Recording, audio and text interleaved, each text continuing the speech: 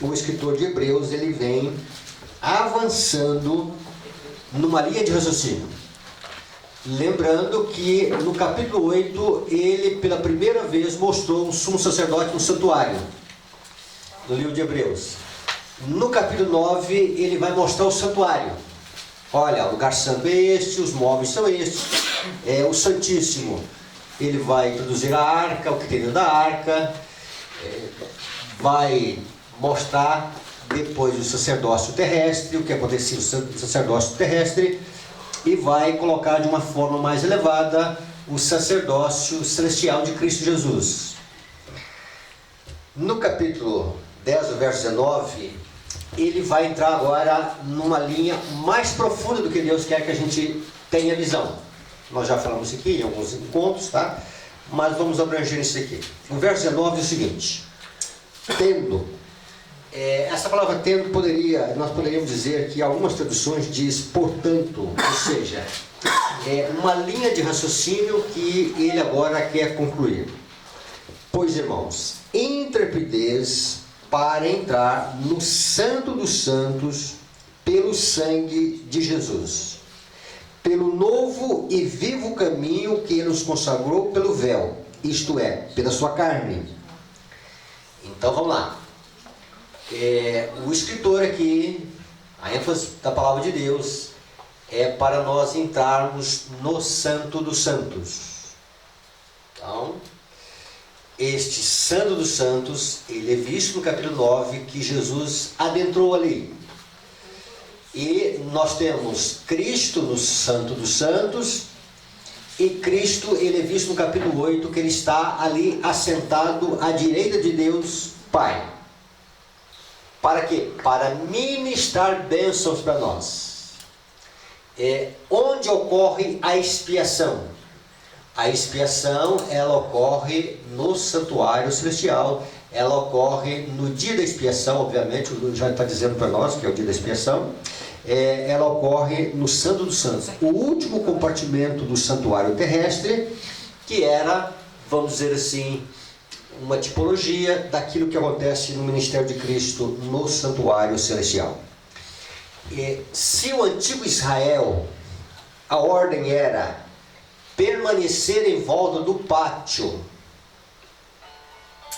para o povo de Deus no momento presente, para nós no dia da expiação, a ordem é para não estar no pátio. Observe bem que o povo de Deus tinha que ficar no pátio, em meditação, exame pessoal, era um dia de jejum, um dia solene, um dia de descanso, um aspecto sabático, cerimonial. Então havia ordens específicas para que eles pudessem viver dentro dessa realidade no dia da expiação. A ordem para nós não é ficar no pátio, a ordem para nós é entrar no Santo dos Santos. Um detalhezinho aqui, quando o escritor de Hebreus menciona isso aqui, certamente já não havia mais o santuário terrestre aqui na terra, né? Já havia sido destruído. Então já está falando realmente aqui do céu, do céu, do Santo dos Santos. E veja aqui que um novo e vivo caminho que nos consagrou pelo véu, isto é, pela sua carne. Ou seja, a humanidade de Cristo, aqui essa expressão, sua carne. Então Cristo, ele veio como homem, ele veio como fiador da raça humana, ele veio para pagar o preço que deveria ser pago pela penalidade da transgressão da lei de Deus. E quando Cristo então diz na cruz, está consumado, diz lá o texto bíblico, nos evangelhos, que o véu que fazia separação do santuário terrestre entre o lugar santo e o lugar santíssimo rasgou de alto para baixo. Não é assim? Para não dormir, né? De cima para baixo, né? Então é o seguinte, de cima para baixo, né? Ou seja, né? Então aquilo que era o local ali no santuário terrestre, que era um lugar assim que só o sumo sacerdote entrava uma vez por ano, e ele ainda tinha que entrar com censário, e o incenso então subia, e para ofuscar com a glória que se manifestava ali de Shekinah, Então agora, quando Cristo morreu, este caminho foi aberto. Então veja bem, há um novo caminho aberto perante Deus. Então, pelo ministério de Cristo, pela morte de Cristo, nós temos acesso ao Pai. É isso que o escritor de Hebreus está dizendo. Nós temos acesso a Deus. Então, veja bem, ele, vamos dizer o seguinte, nós vimos que ele faz essa ponte entre o homem e ele faz essa ponte em relação a Deus. Dentro desse caminho que ele nos consagrou pelo véu pela sua carne, olha aqui a expressão, né? 21. E tendo grandes sacerdotes sobre a casa de Deus. Essa expressão sobre a casa de Deus, ela vai aparecer em Hebreus 3. Hebreus 3 diz lá também sobre a casa de Deus. Casa de Deus aqui, ela pode ser traduzida como a igreja de Deus. Ela pode ser também vista, segundo aquilo que é descrito em Hebreus 2. Vamos ver isso aqui, só para a gente ter essa visão do livro de Hebreus, tá? São ideias do livro de Hebreus que a gente consegue visualizar. No livro de Hebreus, nós temos que no verso, capítulo 2, no verso, não vou voltar depois desse verso, no verso 16. Pois ele evidentemente não socorre a anjos, mas socorre a descendência de Abraão.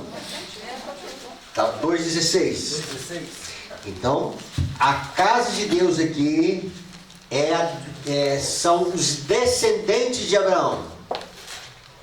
Só que são os descendentes de Abraão, não por uma questão de sanguínea, tá? Não por uma questão sanguínea, mas por uma questão daqueles que estão incorporados na promessa de Deus. Então toda aquela que se rende a Cristo, submete a Cristo, aceita a proposta de Deus, as promessas de Deus, o sacrifício de Cristo na cruz do Calvário, então são esses os filhos de Abraão. Nós vamos trabalhar um pouquinho depois nisso aqui, tá? No capítulo 3, Cristo é visto como nosso sumo sacerdote, é chamado o apóstolo e sumo sacerdote, está no verso 1. E no verso 2 diz, né?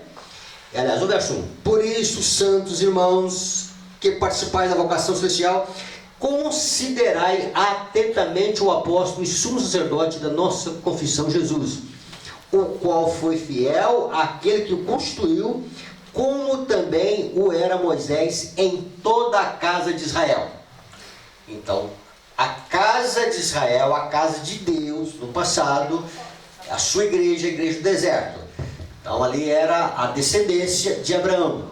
E essa descendência de Abraão, no Novo Testamento, são aqueles que são enxertados em Cristo. São aqueles, os filhos da fé. São aqueles que aceitam agora aquilo que foi realizado por eles na cruz do Calvário. Então, esse é o sentido da casa de Deus. Então, nós temos um sumo sacerdote, e esse sumo sacerdote, ele está profundamente interessado em conceder bênçãos para nós. Agora, a ênfase é, por que Deus quer que nós estejamos com os olhos da fé adentrando cada vez mais o Santíssimo? Esta é uma pergunta que ela precisa ser respondida. Então Deus está dizendo assim, entre. Mas entrar, qual é o propósito? O que Deus quer revelar nesse propósito? Então, e aqui nós podemos ver algumas coisas em relação a isto. Nós precisamos entender uma outra coisa aqui, antes de nós entrarmos aqui realmente no que está revelado aqui para nós na questão do Santíssimo. Esse dia nós estávamos ministrando o santuário para um grupo lá no Maranhão, e aí nós começamos a trabalhar um pouquinho até sobre os metais do santuário. Vamos lembrar dos metais do santuário? Ouro, prata, bronze, tá? Os metais, tá? Madeira de acácia, tá? Só para a gente visualizar o santuário aqui, né? E aí é o seguinte, o que o ouro representa? Fé e amor. Fé e amor. Tá, ó. Quando se fala Deus, Jó vai comparar o ouro e vai fazer uma comparação ao Todo-Poderoso. O ouro refinado no fogo, que fala, né? Isso. Aí quando se fala do ouro refinado no fogo, tá? É o caráter que Deus quer que a gente absorva, as impurezas do nosso caráter. Então, quando se fala do ouro, se fala da beleza do caráter de Deus, primeira coisa, tá? Quando se fala da beleza do caráter de Deus, está se falando que a beleza do caráter de Deus é a sua bondade, é o seu amor. Quando você olha para a Cristo, quando João vê a Cristo, Cristo está com uma cinta de ouro ao peito. Então, quando ele morre na cruz, o soldado, com a cruz, faz uma abertura ali, e ali extravasa duas correntes, uma de sangue e uma de água. Ou seja, de Cristo flui virtudes para o ser humano.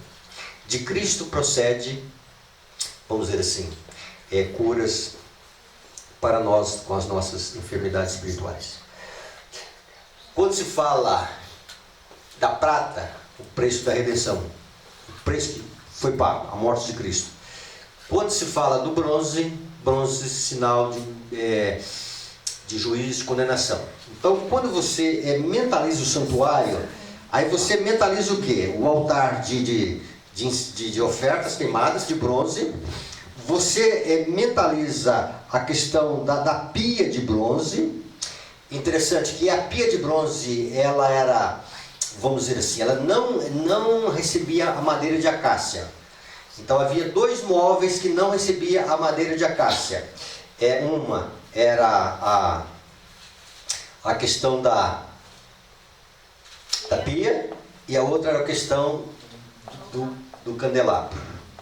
Era de ouro batido, estava dentro do santuário. Tá? Os demais móveis internamente era o ouro, tá? E madeira de acácia. O que estava representando isso? A madeira estava representando a humanidade de Cristo. E o metal estava representando a divindade. Tá? Então, em dois momentos, a divindade é representada na pia de bronze e no candelabro. Só para a gente visualizar aqui uma questão do santuário. Quando Deus vai mostrar para Moisés lá em Êxodo capítulo 25, a questão do santuário, o santuário já havia sido mostrado para o povo no deserto. Quando o povo está para sair do Egito, ali foi apresentado no capítulo 12 do livro de Êxodo, o Cordeiro de Deus imolado. No capítulo 15 é mostrado a travessia no mar. Quando você vai em 1 Coríntios capítulo 10, diz que o povo foi batizado nas águas do mar vermelho, né? Se me falha a memória. Quando você vai para o deserto, a primeira coisa que o povo de Deus enfrenta é a questão do pão. Vem o maná. Depois do maná vem a rocha ferida, a água. Depois vem a intercessão de Moisés. Moisés está lá com os amalequitas e vão precisar lá colocar uma pedra debaixo do braço dele, para que enquanto ele estivesse com o braço erguido, o povo de Deus estivesse prevalecendo. Então você vê assim, o cordeiro, você vê a água, você vê o pão, você vê a rocha ferida. Por que o candelabro era de ouro batido? Era uma peça só, uma barra de ouro. Então Cristo é a rocha ferida. E quando essa rocha foi ferida, saiu água. Tá? Esse é o sentido bíblico. E depois a intercessão. E por último, Deus manifesta em Êxodo 20 a sua santa lei. Então esse cenário no livro de Êxodo, ele é descrito ao longo do capítulo 12 até o capítulo 20. Depois Deus dá as instruções para Moisés. Moisés vai descrever e vai detalhar esses móveis, e depois haverá a inauguração desse santuário. Então esse é o livro de Êxodo, é o panorama do livro de Êxodo, mas não é o nosso assunto aqui, tá? Okay. Nós estamos falando aqui do santuário. Por que Deus quer que nós tenhamos assim um apreço todos pelo santuário? E outra coisa, mais do que um apreço, Deus quer que nós estejamos entendendo esta questão do santuário. Por quê? Porque lá Deus quer realizar coisas que Ele não realizou em outras etapas. Vamos ver isso. No livro de Apocalipse, capítulo 3, fala de 7 igrejas. Consegue mentalizar as 7 igrejas? Éfeso, Esmirna, Pérgamo, Tiatira, Sardes, a 6ª, Filadélfia. O que tem de especial nesta igreja Filadélfia? Filadélfia significa o quê? Amor fraternal. Tá? Veja bem, capítulo 3, o verso 7.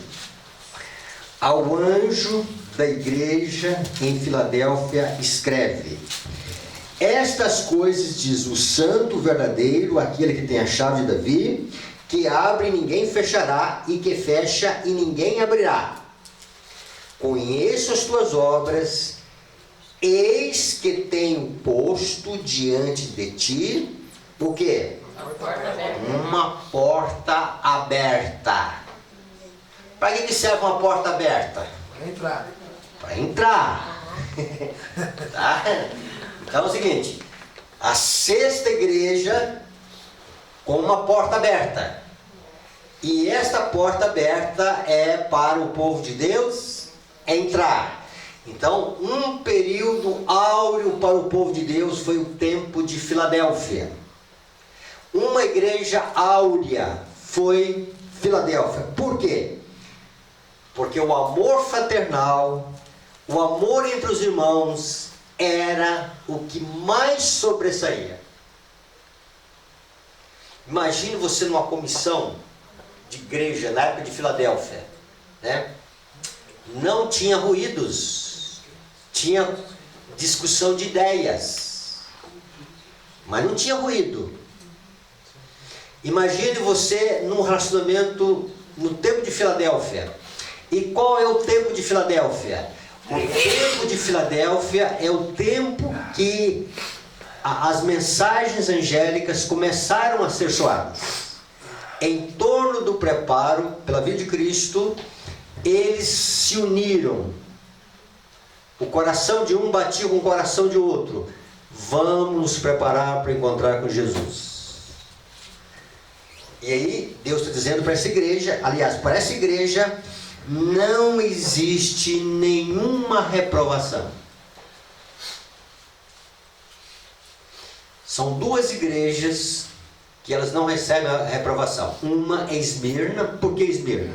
Esmirna é o templo da perseguição pelo Império Romano. Então foi o tempo em que o Império Romano perseguiu os cristãos. E Deus não deixou nenhuma nota de reprovação para o tempo de Esmirna. E outro tempo que também aqui, outra coisa que nós não encontramos, se bem que Jesus reprova alguns que são falsos, mas a igreja em si, o período em si, não há nenhuma reprovação. E o que Deus está dizendo para essa igreja: eis que coloco diante de ti uma porta aberta, o qual ninguém pode fechar. Que porta é esta? Do santuário. Pastor, e aqui que fala que tens pouca força? Uma igreja pequena, uma igreja que passou por desapontamento, uma igreja que carecia de recurso, uma igreja que não tinha credibilidade, entendeu? Uma igreja que em algum momento foram taxados de fanáticos, entendeu? Então, uma igreja pequena, um grupo pequeno. Uma reforma dentro da reforma protestante. Então veio a reforma protestante e esse movimento era uma reforma dentro da reforma protestante. E aí passa por apontamentos, passa por dificuldades. E o que Deus agora está reservando para esse período? Uma igreja que deveria entrar numa porta aberta. Tá? Essa porta aberta é a porta do santuário celestial. Então você faz uma conexão com Hebreus 10, o verso 19, que diz que uma porta aberta, e esta porta aberta é para nós entrarmos nessa porta. Depois que a igreja vive nessa dimensão do amor fraternal, qual é o último estágio que Deus quer que a sua igreja viva? Esta é a grande pergunta aqui. Tá? Veja o que está no livro de 2 Pedro, capítulo 1.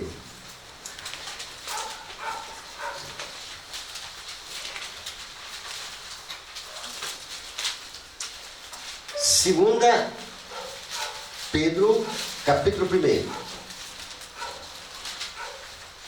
Pedro vai falar para nós de uma escada. E essa escada, ela tem 8 degraus. Tá?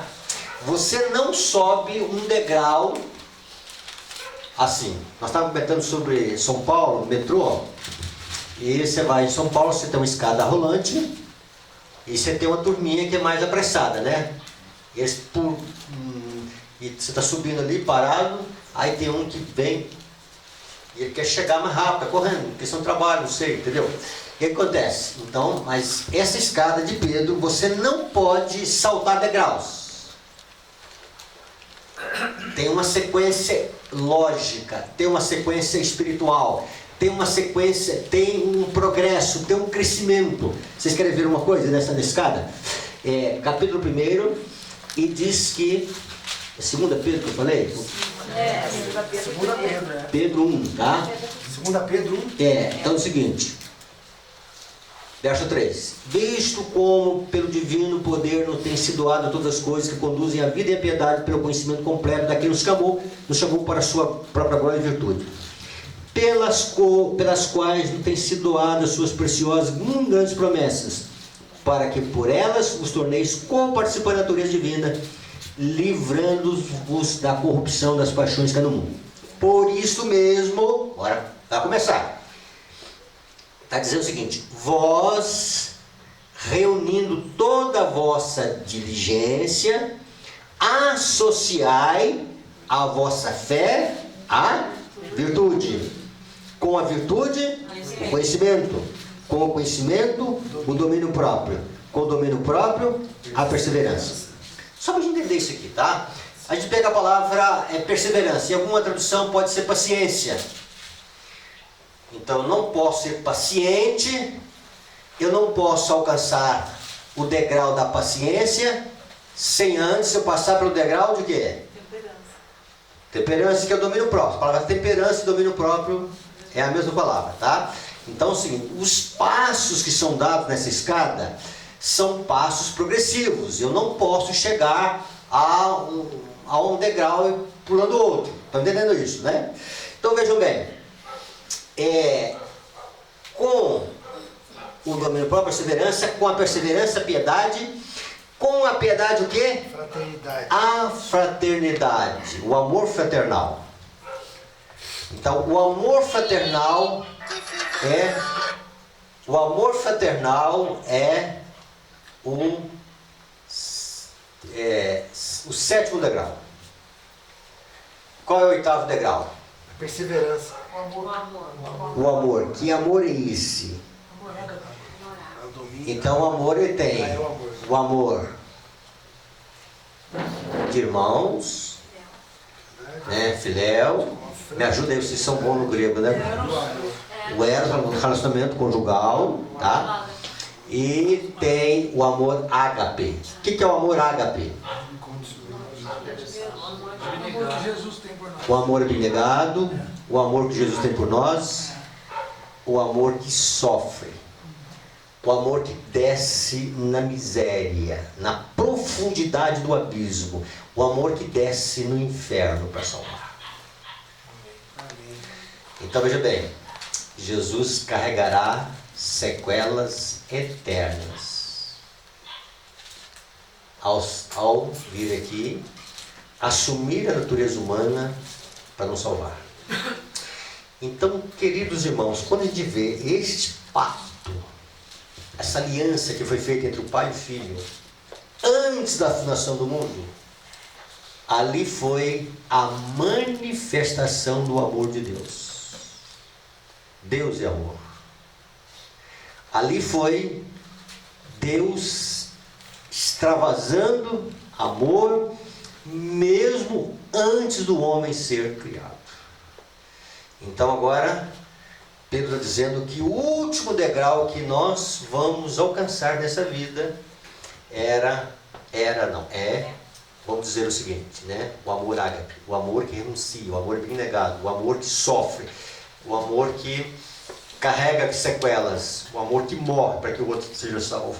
Este é o amor que é em Cristo Jesus. Então, Filadélfia viveu o amor fraternal, o penúltimo degrau. E o próximo passo, o que Deus estava reservando? Para a igreja Laodiceia, a igreja do juízo, a igreja do dia da expiação, a igreja que entenderia o santuário, a igreja que teria verdades vindas do santuário celestial, a igreja que teria a verdade presente, tá?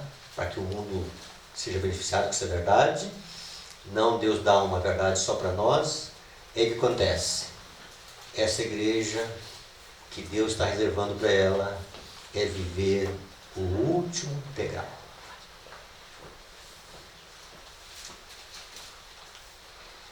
Então veja bem, existem algumas vertentes no nosso mundo religioso. Quando eu falo nosso mundo, nossa igreja, tá? Uns dizem que nós somos Babilônia. Em momento algum, Deus está dizendo que nós somos e iremos ser Babilônia. Outro grupo diz que nós deveríamos ser Filadélfia. E Deus está dizendo, não é isso que eu planejei para a igreja. E um outro grupo diz, não, nós somos Laodiceia mesmo, o nosso DNA é isto mesmo, as nossas dificuldades é isto. E Deus dizendo, não, também não é isto. E Deus está dizendo o seguinte, para esse último período, nessa palavra Laodiceia em si não tem nada de errado, tá? É povo do juízo, povo sendo julgado. O que Deus está dizendo é o seguinte, é que esse povo do juízo, esse povo, ele experimente, esse povo viva aquilo que estava já acontecendo com Filadélfia em termos de amor fraternal, mas Deus dizendo o seguinte, um pouco mais elevado ainda, um pouco mais abrangente, muito mais elevado, melhor dizendo. Eu quero que o meu povo viva o amor ágape. E aí o que aconteceu? Este amor ágape, em vez de ele fazer assim, degenerou. E o amor ágape, ou melhor, o amor fraternal, ele foi substituído por um amor egoísta. Sou mais santo do que tu. Sou mais santo do que tu, tá? E aí é o seguinte. Então quando acontece isso aqui, ó, sou mais santo que tu. E a gente começa a medir. Mede com o padrão humano. E com o padrão humano, irmãos, a gente faz uma medição, ela é equivocada. O que nós julgamos que nós somos melhor do ser humano, na avaliação de Deus, quando nós medimos com o padrão celestial. E qual é a medida do padrão celestial?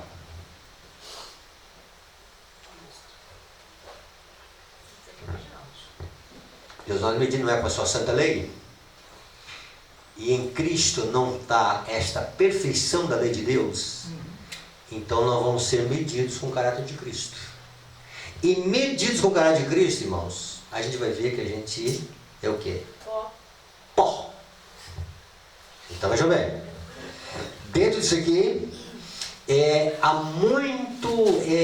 muitas coisas que nós não vivemos nem a dimensão do amor fraternal. Agora imagina que Deus está querendo que nós vivamos, que Deus quer que nós vivamos, vamos dizer assim, o amor ágape, não só o amor fraternal, mas o amor ágape. E aí vem a pergunta, onde achar amor ágape? Só em Só em Cristo. Opa, tá, a resposta tá certa. Mas onde nós, vamos fazer uma pergunta diferente, tá? Onde nós vamos achar amor ágape?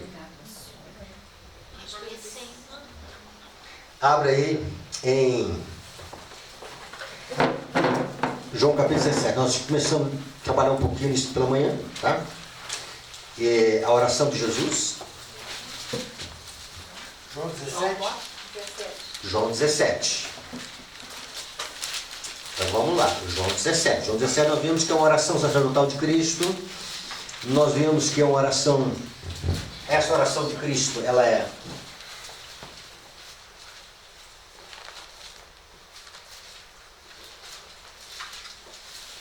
no verso, capítulo 17, no verso 24. Nós começamos hoje pelo verso 24.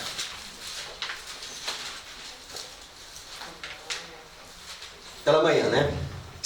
Pai, a minha vontade é que onde eu estou, olha o conceito de santuário aí, tá? Aonde eu estou, vejam bem, estejam também comigo os que me deste. Aí você coloca o seu nome aí. Deus está querendo que o Jorge esteja também lá. Aonde ele está? Olha que frase. Não vamos decorar uma frase agora, tá? Essa frase, ela está no livro Testemunho para Ministros, página 20. Contemplaremos o Rei em sua formosura. Consegue guardar essa frase? Contemplaremos o Rei em sua formosura. Vamos repetir? Contemplaremos o Rei em sua formosura. E tem agora um complemento dessa frase. E a igreja será glorificada. E a igreja será glorificada. Então, gente, contemplaremos o Rei em sua formosura e a igreja será glorificada.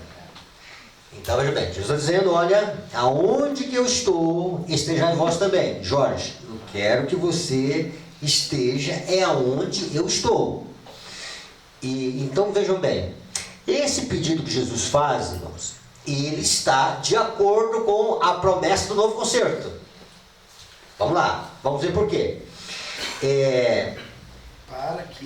Para que vejam a minha glória que me conferiste, porque me amaste antes da fundação do mundo. Olha, então Jesus quer que nós tenhamos uma visão do santuário, e nessa visão do santuário Ele quer que nós tenhamos uma visão da glória que Ele teve com o Pai antes da fundação do mundo. E veja aqui que no capítulo 17 ele vai seguindo a linha de raciocínio. Verso 25: Pai justo, o mundo não te conheceu, eu porém te conheci, e também esses compreenderam que tu me enviaste. Eu lhe fiz conhecer o teu nome, e ainda o farei conhecer, a fim de que o amor com que me amaste esteja neles, e eu neles esteja. Olha, irmãos, Que lindo, né?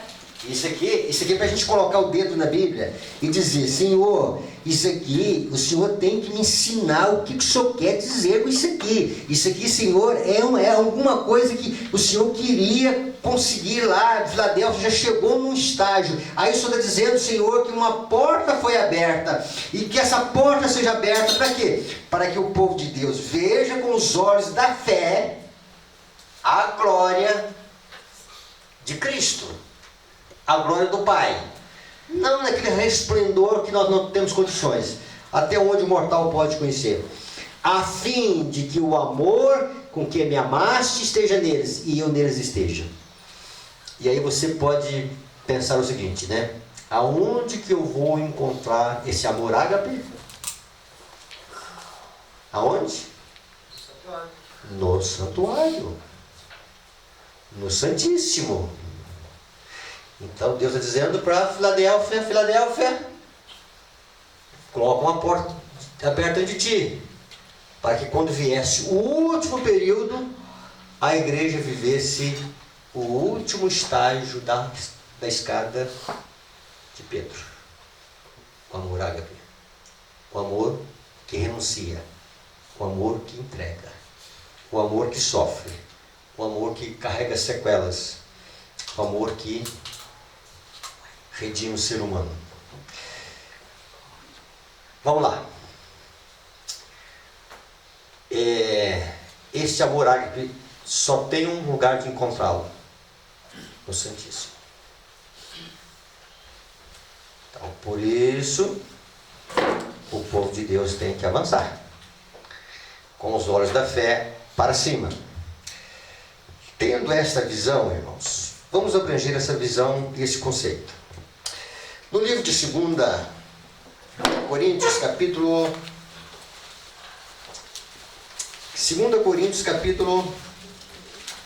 4. 2 Coríntios, capítulo 4.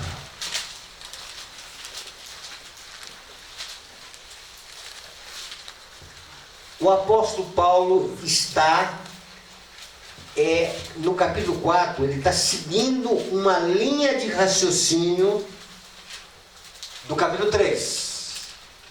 Olha que expressão no verso 1. Pelo que tendo esse ministério. Que ministério é este? Um ministério de justiça, que é apresentado no capítulo 3. Um ministério de glória. Tá? Um ministério do Espírito Santo. E ele termina o capítulo 3, o verso 18, dizendo: e todos nós com o rosto desvendado, contemplando como por espelho a glória do Senhor. Então o apóstolo Paulo está dizendo: olha, contemple a glória do Senhor. Olhe a glória do Senhor. Mire os olhos na glória do Senhor. Mirar os olhos na glória do Senhor é mirar os olhos, irmãos, em Cristo Jesus. Então vejam bem, uma das coisas que eu estou aprendendo é ler a palavra de Deus a partir da cruz. Eu tenho que ver a cruz em toda a palavra de Deus, o Cristo crucificado. Eu tenho que ver que Cristo, ele é a manifestação do amor de Deus. Eu tenho que ver que Cristo é, vamos dizer assim, o amor ágape em ação. O amor ágape é revelar o amor que sofre na sua realidade. Então, Paulo está dizendo para nós: olha, com o rosto contemplando, como por espelho a glória do Senhor, somos transformados de glória em glória. Ou seja, há uma progressão, há um crescimento, E no capítulo 4, no verso 6, ele vai dizer o seguinte: porque Deus, que disse, das trevas resplandecerá a luz, Ele mesmo resplandeceu em nosso coração para a iluminação do conhecimento da glória de Deus. Aonde? Na face de Cristo. Na face de Cristo. Opa! Então nós já vimos o santuário. O santuário é lugar da manifestação da glória de Deus. Ali todo o ouro do santuário, no Antigo Testamento, mostrava, né, a beleza do caráter de Deus, né? E o que sobressai no caráter de Deus é a sua bondade, o seu amor. E você vai para as cortinas. Haviam 4 cores na cortina. 4 cores, não era? O branco, que era o linho torcido, que tinha mais o vermelho, carmesim e o azul. O que representa o azul? As cores, o que as cores representam? Então, os céus manifestam a glória de Deus.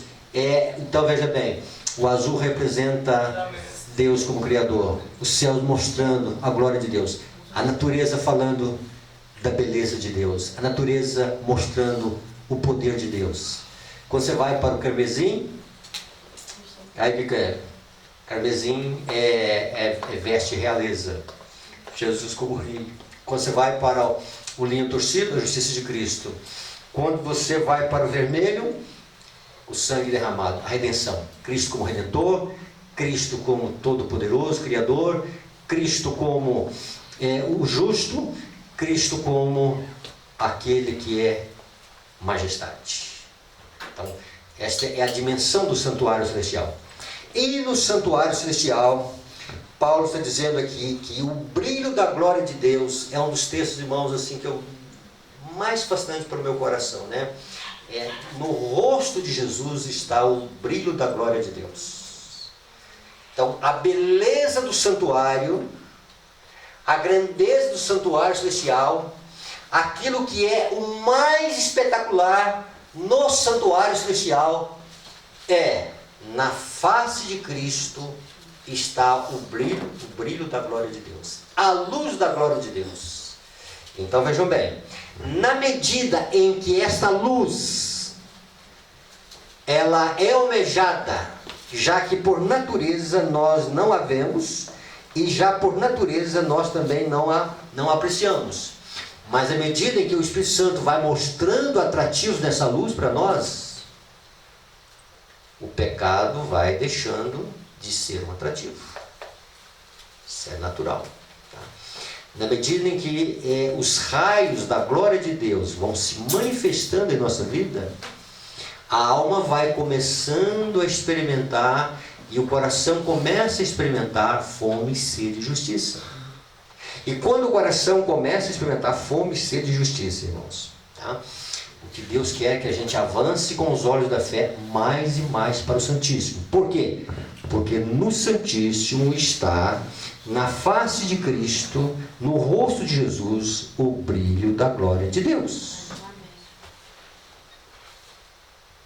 O que haverá de mais lindo no céu? Jesus. Mas o que haverá de mais lindo em Jesus? O brilho da glória de Deus em sua face. Tá? Aí você pode fazer uma viagem no Apocalipse. No 6º selo do Apocalipse fala que Cristo virá sentado no trono de glória. Os ímpios vão estar com medo, desesperados, terror, tá? Porque eles vão deparar com esse brilho e não vão ter atrativo nenhum a não ser medo e a não ser pavor. Mas Deus quer que nós tenhamos na fisionomia do rosto de Cristo aquilo que nós devemos contemplar, a fisionomia do rosto de Jesus. Falando nisso, irmãos, veja o que está em Oséias, capítulo 5. Mas antes disso, como é que é a frase mesmo? Esqueci. Esqueci nada, né? Só fazendo o teste. Contemplarei o rei em sua formosura e a igreja será glorificada. Né? E aí é o seguinte, Oséias capítulo 5. Oséias capítulo 5. Então tem coisa na Bíblia, não está escrito por acaso, só frase de efeito. Olha o que está aqui no livro de Oséias. Não é simplesmente uma frase de efeito, não é simplesmente um conceito vago. É um conceito que Deus quer que se cumpra em nossos dias.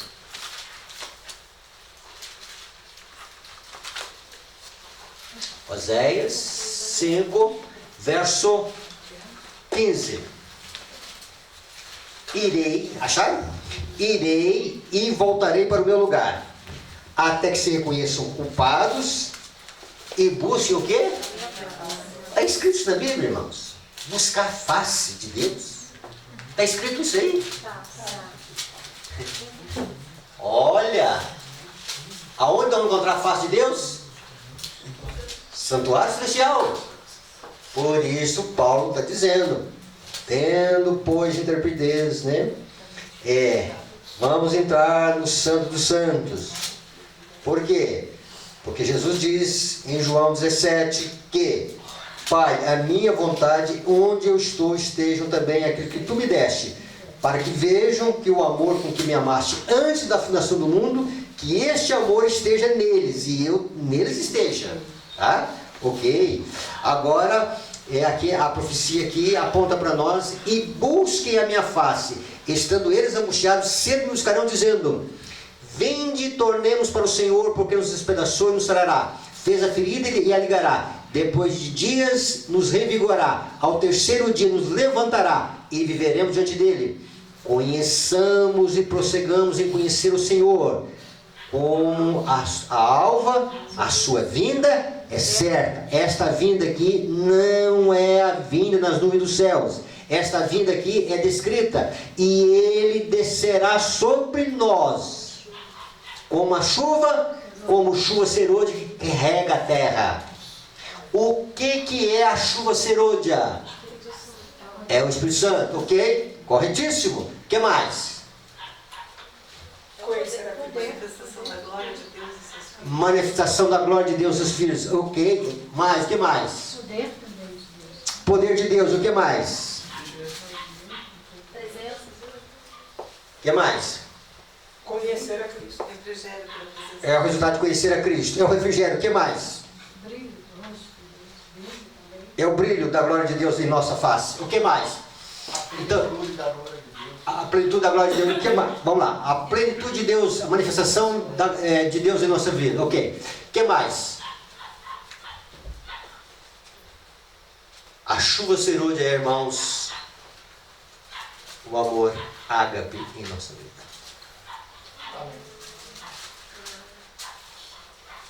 Por quê? Porque Cristo vai se manifestar em nossa vida. Contemplaremos o Rei em sua formosura e a igreja será glorificada. O que é a igreja glorificada? Chuva serôdia. O que é a igreja glorificada? A igreja que recebe o derramamento do Espírito Santo. O que é a igreja que recebe o derramamento do Espírito Santo? A igreja que tem a presença de Cristo em seu coração. Então, irmãos, isto é o resultado de entrar no Santo dos Santos. Ah, pastor, isso é muito... É difícil de entender isso, É tá? a porta aberta, né, pastor? É a porta aberta. Então, se a chuva serôdia, nós não vamos ter esse amor, pastor. Este amor, boa pergunta. Este amor não é fruto de um esforço humano. Não é fruto de uma capacitação humana. Ora, o que é este amor? Não vamos amar como Jesus amou. Aí pode ser que a gente morra pelo irmão. Aí pode ser, né? Isso, aí não vamos morrer por uma causa. Mas a temporã não pode produzir esse fruto em nós? Não. Nos apóstolos não produziu? No Paulo, Ok, tá, vamos lá. Então vamos lá. Boa pergunta, tá? A temporã, ela caiu em, vamos supor assim, ela caiu na sua plenitude para os apóstolos, viveram essa dimensão. Para nós estamos recebendo a chuva temporã manifestada em nosso coração. E a chuva temporã, ela faz um trabalho. E qual é o trabalho que ela faz? Ela faz um trabalho de esvaziamento e de purificação. Preparar a terra. Para que a última chuva venha. Então Oséias dizendo, vamos buscar o Senhor. Até que Ele venha. Até que venha a chuva sobre nós. Até que venham os aguaceiros da graça de Deus. Então, nesta graça de Deus que vem sobre nós, tá? Virá a presença de Cristo. Olha, veja bem. Então, Jesus associou na oração dele que o amor que Deus o amor lá no passado, antes da fundação do mundo, que este amor se manifeste em nossa vida. E eu neles me manifeste. Então, quando Cristo se manifestar com o seu povo, na chuva serôdia, esse amor vai manifestar. E aí sim, aí nós vamos amar como Jesus amou. Então veja bem, então na temporã, Deus quer que nós vivamos algumas dimensões do fruto, do Espírito. Domínio próprio, longanimidade, mansidão, temperança. E essas características do amor, da alegria e da paz, Ele quer que nós vivamos na chuva serôdia. Para mostrar para o mundo que o amor que foi manifestado na eternidade, ele se manifesta nos habitantes. É isso que vai dar poder à terceira mensagem. É isso que é o poder de Deus, a força do amor. Você não é o amor? O amor tudo sofre, tudo suporta. É, O amor é este amor, tá? É o amor 1 Coríntios 13, tá? Vamos lá, né? O amor é paciente, o amor é benigno, o amor não arde ciúmes, não se ufana, não se ensoberbece, não se conduz inconveniente, né? Somente o que é verdade se regozija, tudo sofre, tudo crê, tudo suporta. Este é o amor de Deus. Passou a pergunta. Então, até sermos revestidos com a plenitude do Espírito Santo, a chuva serôdia, eu posso até dizer para minha esposa, para o irmão, para o filho, que eu amo, mas não o amor ágape. Porque o dia que tiver esse amor ágape, nós vamos viver a dimensão que Moisés viveu. Senhor, se for para mim perder a eternidade, eu perca, mas que o Senhor salve esse povo. Irmãos, eu estou muito longe disso. Esse texto que está logo abaixo do que o senhor leu, será que ajuda? Como é que ajuda? Porque falou que ela descerá sobre nós como chuva que rega a terra. Que te farei, ó Efraim? Que te farei, ó Judá? Porque o vosso amor é como a nuvem da manhã e como o orvalho da madrugada que cedo passa. É o nosso amor hoje. Correto, entendeu? Eu amo. Pedro, Senhor, por ti darei a minha vida. Dá nada, na hora da crise, irmãos. Dá nada. Mas e os mártires? Hein? E os mártires? Ok. Os mártires experimentaram, né, um amor por Cristo numa dimensão bem mais elevada do que nós, tá? Então, cheio do Espírito Santo, eles tiveram este amor, tá, no coração deles. Mas, Foram fiéis. mas Estevão teve. nem todos os mártires, porque muitos mártires, eles vão ressuscitar achando que vão receber a vida eterna, mas eles morreram pela coisa errada, pela motivação errada, por motivo egoísta. Então muitos foram mártires, mas pelo motivo errado. Ok. E aí você vai. Então, veja bem, aí, o que ele está falando é que Paulo diz: ainda que eu desse o meu corpo para ser queimado, se eu não tiver esse amor, nada feito. Ainda que eu pegasse todos os meus bens e desse tudo para Passa Quatro, e aí Deus diz: se eu não tiver esse amor. Então veja bem, estou falando de mártires aqui. Então veja bem, saber essa dimensão, esses mártires, eles tiveram uma dimensão do amor de Deus na vida deles, né? Entregaram tudo. Então veja bem, irmãos, o que Deus está reservando para a sua igreja no momento final é toda a sua igreja viver a dimensão do amor ágape. Tá? Aquilo que Deus não alcançou inicialmente, tá? Aí Deus trabalhando conosco, tá? É por isso que Deus está dizendo para nós: vamos adentrar o santuário celestial, ok? Vamos aqui na última parte desse tema aqui. Quantos homens viram ou tiveram visões de Deus? Quando você vai para Ezequiel, o que aconteceu quando Ezequiel teve a visão de Deus? De Cristo? O que aconteceu com ele? Estão lembrados? Caiu com o rosto em terra. Quando Daniel viu a Cristo, Perdeu todas as forças. desmontou, transfigurou o seu ser. Quando João teve a visão de Cristo glorificado, precisou de colocar a mão direita no ombro dele lá, tá? Para levantá-lo. Então vejam bem, quando nós tivermos uma contemplação de Cristo, a nossa glória, o que vai acontecer com ela? Vai para o pó. Nós aprendemos que justificação pela fé é Deus lançar a glória do homem no pó da terra. Entre a igreja com os olhos da fé para o Santíssimo, e a nossa glória será jogada no pó. eu faço isto. Eu sou um pastor, sou um bom pastor. Nada. Isso é glória humana. Isso é realização humana. Porque eu dei tanto estudo bíblico. Porque eu fiz tanta coisa.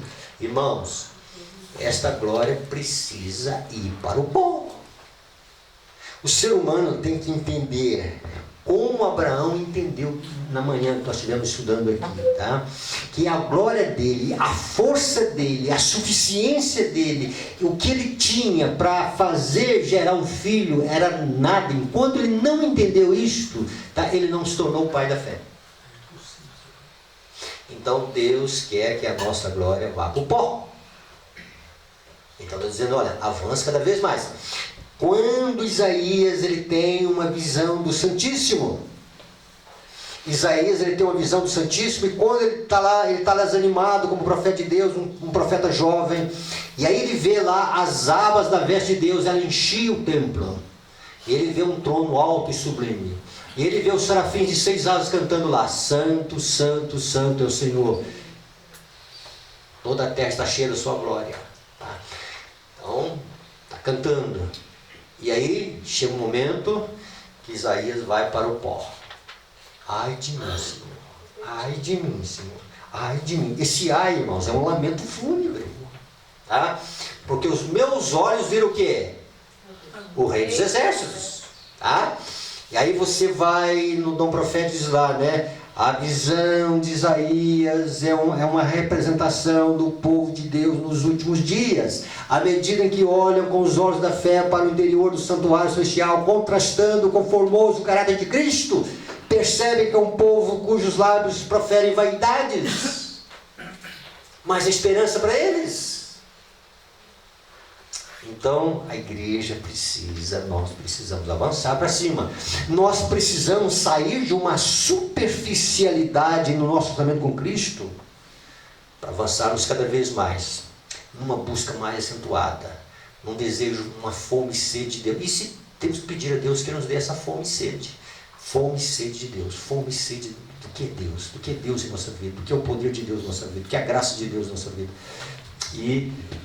E o Espírito Santo de Deus vai abrir para nós os horizontes do céu. Quando Paulo está dizendo que o brilho da glória de Deus se vê na face de Cristo, Paulo está escrevendo 2 Coríntios, inspirado pelo Espírito Santo, como toda a Bíblia é. A pergunta é, Paulo está escrevendo uma coisa que o Espírito Santo disse para escrever em cima de uma coisa que ele não tinha um conhecimento, ou alguma coisa que o Espírito Santo está dizendo para ele, olha, o que você teve como experiência, escreve aí. Quando você vai em 2 Coríntios 11, acho que 11 ou 12, diz que Paulo foi até o terceiro céu, ou santuário celestial. E ele viu coisas lá que não é lícito ou é revelar ao homem. Ele ouviu coisas. Algumas dessas coisas descritas no capítulo 3 do livro de Efésios. Então veja bem. Então quando Paulo está dizendo que o brilho da glória de Deus se vê na face de Cristo, que Paulo está falando de uma coisa que ele, até onde ele podia suportar, os olhos mortais já haviam presenciado. E que Deus está dizendo para nós, contemplem o Rei em sua formosura, e a igreja será glorificada. O que é a glorificação da igreja de Deus? A chuva serôdia, a presença de Cristo, o derramamento do Espírito Santo. E o que é o derramamento do Espírito Santo? O amor de Deus, a morada que vai se manifestar na igreja de Deus. Então, irmãos, isto vai ser a força da terceira mensagem angélica. É isso que é o alto clamor também, tá? É isso que vai dar poder à terceira mensagem do terceiro ano, tá? E esse povo que vai estar com esse amor vai ser um povo que vai entender mais da cruz do que outras gerações. Por isso esse povo vai entrar no tempo mais tenebroso da história desse mundo. E o que vai mais, vamos dizer assim, o que vai mais pesar para o povo de Deus no tempo mais difícil é se alguma coisa nós desonramos a Deus. Não é medo da salvação, perder a salvação, não é medo de não alcançar a eternidade, mas é o zelo pela glória de Deus, é o amor pela causa de Deus. Precisamos de um batismo do Espírito Santo. Amém. Um batismo de amor. Olha o que tem lá em 2 Crônica 7. Se o meu povo, que se chama meu nome, se orar, se humilhar, e o que mais? Aos caminhos e o que mais? E buscar a minha face. A tradução mais correta é essa. Eu não sei porque a Almeida ela não traduziu assim. As demais traduções ela diz lá, e buscar a minha face. Irmãos, essas coisas não estão escritas assim aleatoriamente na Bíblia. Não, isso aqui é só é uma figura de linguagem aqui. Não. É buscar a face de Cristo, porque nela se vê o brilho da glória de Deus. Mas pastor, não posso fazer isso. A Bíblia diz isso, mas tem algum momento que os olhos humanos precisam ver mais do que tem visto. Esse é o colírio. A glória de Deus. Esse é o colírio, né, pastor? Esse é o colírio, parte é o colírio. O Espírito Santo é o colírio. Vamos terminar aqui, irmãos. Então, Paulo, em Hebreus, ele está dizendo o seguinte, que nós devemos entrar avançando cada vez mais com os olhos da fé, cada vez mais avançando com os passos da fé, para o Santíssimo, porque ali está a glória de Deus. Então, a glória de Deus, o caráter de Deus, tudo que Deus revela para nós, seu caráter, deve absorver o nosso pensamento. Devemos fazer tudo para a honra e glória de Deus. Então, o cristão genuíno, ele vê a glória de Deus como alvo na sua vida. Ele vê a glória de Deus como meta na sua vida. Ele vê com a glória de Deus o alvo a ser conseguido na sua vida. Ele quer conhecer mais a Deus. Ele não está buscando curiosidade sobre Deus. Ele não está buscando, vamos dizer assim, ideias presunçosas sobre Deus. Ele está conhecendo. E quanto mais ele conhece esse Deus, quanto mais ele busca esse Deus, mais o pecado é afastado de sua vida. E é o pecado que enfraquece as nossas percepções de Deus. É o pecado que obscurece o nosso entendimento sobre Deus. É o pecado que nos impede de ver a Deus. E aí Jesus dizer, bem-aventurados os limpos de coração, porque verão a Deus. E os limpos de coração, eles querem ver a Deus. Eles querem buscar a Deus. Eles querem a glória de Deus.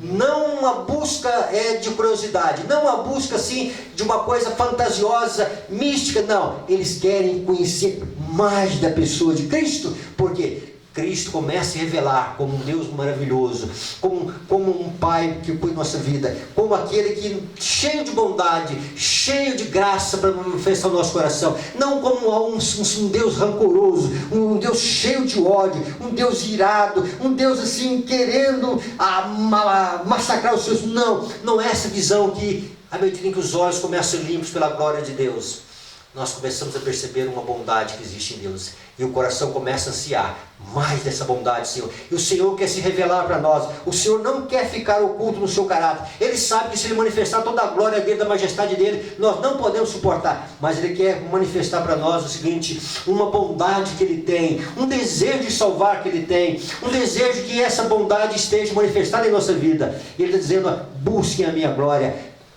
Esteja onde eu estou. Então, dentro da promessa do pacto eterno, naquilo que foi idealizado, naquilo que o céu idealizou lá no passado, Deus dizendo, está reservado para esse momento final, para o cumprimento total da promessa de Deus, que o povo de Deus busque a glória de Deus. E nesta glória, a igreja será glorificada. Amém. Que Deus abençoe. Amém? Amém. Bondoso Pai, queremos agradecer por essa revelação, Senhor. Pai, com os olhos da fé, ajuda-nos a avançar para o alto, Senhor.